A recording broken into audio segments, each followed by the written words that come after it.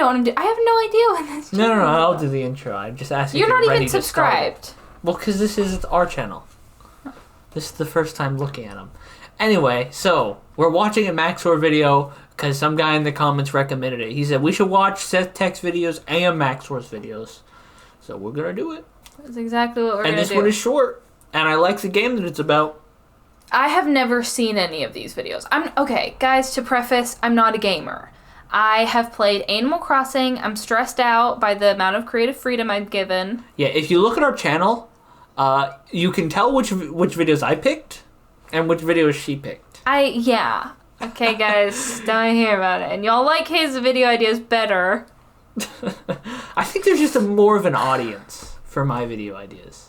But either way, yeah. I'm not a gamer. I have very little, I'm used to watching people game. I was a big fucking fan of, Minecraft gameplays whenever I was a kid. But, other than that, I got, no knowledge. Yeah. So... There are Why did it start immediately? Alright, yes. There are spoilers in this video. Yakuza 0 is a groundbreaking business management and unhinged violence simulator where the player is tasked with the thorough exploration of people's faces using your fists. In this Oriental-inspired entertainment product, it's up to you to beat dastardly criminals nearly to death, manage the economy, manage women as a pimp, do the yoinky sploinky, grant pizza to the illiterate, and so much more. In the backdrop delivering pizza does not belong.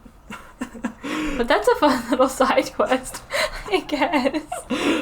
Murder mystery crime drama incited by rampant real estate speculation. We play as the hard-boiled Yakuza, Kiryu Sabumafu, and Goro Meningitis as they prowl the streets of that weird city from Persona 5. Along the way, doing an excess of justified self-defense mugging to spend their ill-gotten gains on increasingly odd behavior, all in an effort to untangle a sinister power struggle taking place within the Silly Spaghetti People Club, with such esteemed members as the entire cast of Goodfellas and a Sundowner from the Metal Goose series. Of course, innocents will be caught in the crossfire. It's an inclusive game, but whether I was on the stage, getting invested in the plot, performing gentrification, or just watching literal in-game pornography, I was always held at the edge of my seat, wondering what could possibly come next. So despite the darkness and absolute certain murder, it maintains a tonal dissonance I can only describe as neck-shattering in a way that is always a breath of fresh air. With all this said and done, I invite you to enjoy the bizarre world of Yakuza 0 and the thrilling experience of its dimensional karaoke.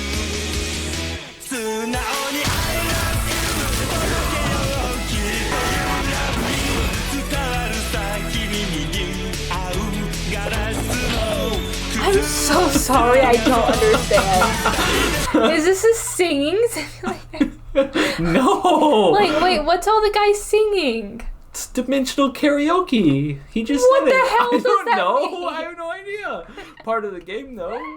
Could you imagine if they just started singing in The Godfather? I don't know. It may honestly make it a better movie. Hey, I'd actually fucking watch that.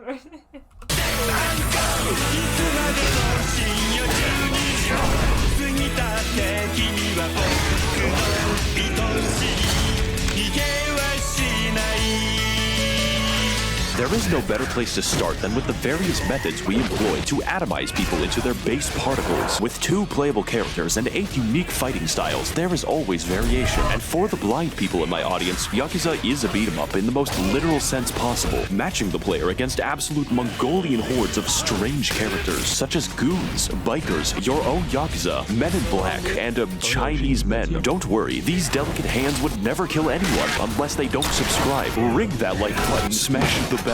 We attack using a flurry of different, intricate combos to build our primordial rage meter, which we use to cause the real damage in the form of hundreds of completely absurd animations ranging from light jabs to permanent injury and certain death. The beauty in all of this is that, like the beautiful and respectable sounding Japanese language, expulsion of our death resource is context sensitive, with possibly hundreds of different, entirely unique animations, all dedicated to Kiryu's never-ending war on bones. Are you carrying a giant cone? That's an animation. situation. Are you near a ledge on this one level? Well, not to worry. Or maybe you just have a box. Serve that shit up faster than FedEx. Every single takedown is this gratuitously violent. But don't worry, neither of our characters canonically kill anyone. We just give them lifelong disabilities that are worse than death. Since I'm feeling generous, let's talk about exactly how. Playing as Kiryu Kazoo, our fighting styles consist of the Brawler, a classic, fast-moving fighting style focused on replicating the police experience. Rush Hour, a quick attacking and dodge. I love Paw Patrol. That's the one thing that I've gotten out of this. I like that. Okay. Well, he includes something for everybody. Me. Where's my puppies? I don't even know what it's. Heavy style focused on replicating the police experience. Rush Hour, a quick attacking and dodge heavy moveset well suited to cowards. And Monkey Mode, which instantly adds several hundred pounds of muscle mass that you then have to drag around. It's not very good. Switching to our next character, Pirate Captain Goro Majima gives us the funky styles. As a thug, we have a wide range of generic moves and the fucking neck snapping power. I don't think they're going to get back up. As a breakdancer, yes, a breakdancer, we sacrifice takedowns for style. What? Canonically, they don't kill anybody. Characters. Nobody dies in this game. Canonically. In the canon. They don't kill anybody. Then what the hell is going on? I don't know. Then what is all of this? It's What is the 3 minutes and 47 seconds? Not killing. In the back up. As a breakdancer, yes, moves and the fucking neck snapping power. I don't think they're going to get back up. As a breakdancer, yes, a breakdancer, we sacrifice takedowns for style in the most absurd and flashy way possible. And as a slugger, we cheat by pulling out the fucking baseball bat and wield it like nunchucks, letting us hit quite hard and exploit every boss in the game. He just can't do anything. On top of this, there are two secret fighting styles normally completely inaccessible to the player, and unfortunately the process for their acquisition is very interesting, one might say physically painful. As early as Chapter 7, you're given the business opportunity of establishing a whore monopoly, and Majima takes it with great enthusiasm. To unlock the final fighting style, we will have to run our cabaret club well enough to unseat the 5 prostitution daimyo of Japan. It'll be a fun side quest, I told myself, just like Oblivion. That's a fun game. There are many ways to run a high society cabaret club, like abuse, but a true manager of a great establishment has many factors to consider. Contrary to popular belief, all women are different, but like the caste system, all people can be classified. Our objective is to keep the customer as happy as possible by balancing our women's specializations. Some girls are cute, others are great at conversation, and some are skilled. Akina has a degree in biomedical engineering. Poor patrons, like me, have very low expectations and can be pleased with rubbing rocks together, while wealthy patrons have refined tastes like physical and mental abuse. Every employee has their limits, and it's up to you to stretch them as far as possible. Truly, we are the Bezos of cabaret. Now, if you'll excuse me, I'll be attending the poor people hunt. Of course, as a proper host, it's up to you to attend to every customer, whereupon things go from relaxing to batshit. Every time you wait a table, you'll receive a cryptic hand signal from the girl, which tells you what the customer desires. And if you want to please them, you better remember all of them. What the fuck are you trying to say? I don't, I'll be back with a gun. And just in case this wasn't painful, every time you go to a new table, the game will throw a fucking flashbang. So over the course of a never-ending grind, I was given the most painful migraine I will ever get in my life. This screen and this music inspire my killing urges. By the way, this game is a beat-em-up, so to conclude our cabaret adventure, our reward is the Mad Dog style, which allows you to wield a knife and sprint at fucking breakneck velocity, striking your foes like a cracked-up Doberman and unlocking takedowns that straight-up kill people. Oh fuck, that looks pretty sharp. Anyways, good luck. Playing with the knife style is absolutely an experience, one that I would never repeat ever again. So when I heard that unlocking the other secret style involved 8 hours of the real estate quest, I promptly had a PTSD attack.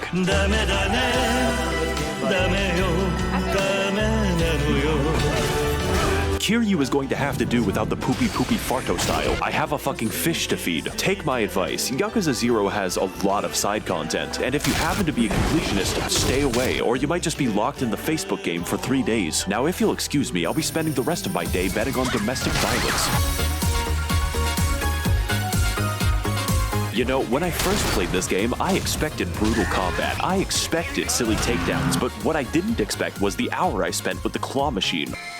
No, I love this part of game. I'm having a fucking blast. I don't think I need to play pool for 3 hours, but they just put it in. And let me tell you, nothing sells the fictional world of Japan better than a good night on the town. So at this point, I started wondering what kind of game I was actually playing. It turns out that Yakuza 0 is a lot like reality. You always need more money, mostly for upgrades where you inject money directly into your arms and collect every vaccine. But secondarily, healthcare never comes free. So every time you take damage, you're gonna have to consume to fill the void inside, or alternatively, carry thousands of dollars in medicine. There is no limit to juicing. It's no exaggeration to say that Yakuza's difficulty depends entirely on how much of a Sigma male you are. Kiryu might not get any pussy, but he is getting paid. You might think that beating up the homeless is the way to go, but that is for babies. If you want to make the real dough, you'll have to risk it all on gambling. More specifically, betting on scantily clad women beating each other half to death. And because of the copyright music and interesting visuals, putting this in my video represents me betting my real income. Majima, however, never has money problems because his cabaret pays him several billion yen. The entire plot of the game happens because we're fighting over 1/10 of that, so it's a shame that I lost all of it. Yes, all 10 billion of it, because I was robbed by a man with fucking orangutan strength. This is Mr. Shakedown, and if you ever encounter him, run. It doesn't matter how much you have. It doesn't matter how long you've spent getting it. If you lose to Mr. Shakedown, he will take all 10 billion of it and then disappear to somewhere. So if you want a cent of that back, you better go find him, eventually. That's pretty bad. But like all human suffering, this can become a business opportunity. You see, Mr. Shakedown is actually a form of banking. Whatever amount he robs from you, the game will add 15% more, meaning if you're up for the challenge of defeating Harambe, the returns are worth it. At least with this method, your money doesn't vanish into the void. Of course, that isn't always a bad thing.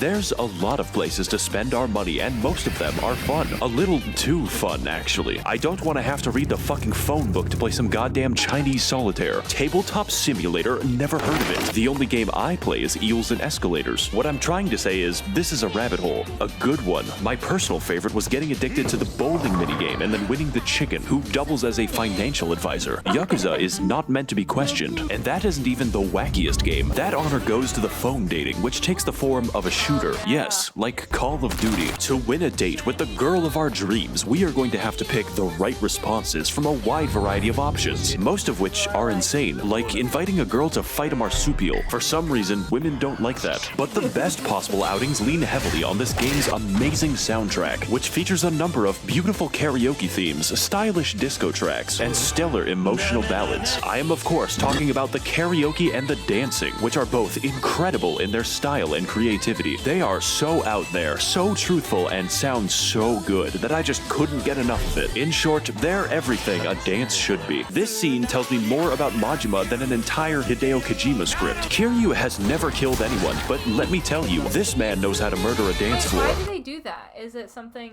like... I don't know. Make the game PG-13. Is that the line that they can't cross? Didn't kill anybody, guys. Okay. Kiryu has never killed anyone, but let me tell you, this man knows how to murder a dance floor.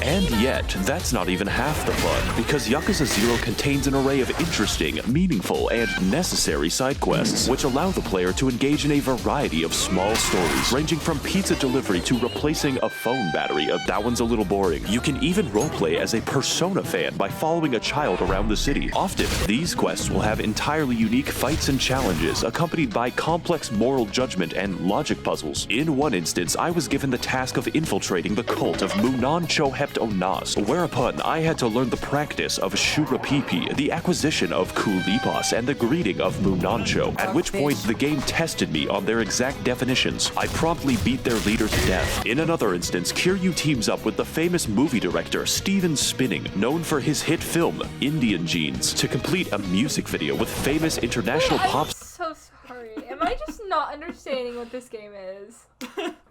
It sounded like they wanted every single mini game. They wanted everything. Yeah. Like, what's the main purpose of this? to do the story. He's gonna talk about the story later. Hold on. Oh, okay, I'm glad I didn't miss anything. For his hit film, Indian Jeans, to complete a music video with famous international pop star Miracle Johnson. I was hired to beat the extras to death. Now that I think about it, every side quest ends with a trip to the hospital, except for the pizza one. That ends in love. It's not delivery, it's DiGiorno. This stands in stark contrast to the actual plot of the game, which is played completely straight. Taking everything I've said before into account, you might think this is weird, and sometimes it is. One day, you might be saving a helpless blind woman, and the next, abandoning her so you can play Idolmaster for several days. I'm sure that she'll be just fine. But funny anecdotes aside, there is an abundance of real drama and emotion here. Of all the things I expected this game to be, sad was not one of them. Neither did I expect a believable love story or the murder mystery. This game is downright determined to constantly surprise you, even if it has to stop making sense. In Majima's story, we are sent to kill a buff Chinese man before fighting him, teaming up with him to save the innocent, and then fighting him again, but I changed my mind. This exact arc happens with 3 separate characters, and that's just Majima's story. In fact, despite the game being called Yakuza 0, Kiryu leaves the family in Chapter 1. Then he fucking rejoins it. Every antagonist has so much goddamn personality that you just don't know when you're gonna be friends with them. Every man is vying for power and control, but each does it for their own distinct reasons. Wano is a Genshin Impact player who only desires money and women. Kuze is a boxer who wants to fight a lot. Shibusawa is obsessed with power, and Nishitani is the Joker. Enemies become friends, friends become enemies, and Kuze will not leave me alone. The only character who's actually not interesting is essentially Chinese Spider-Man.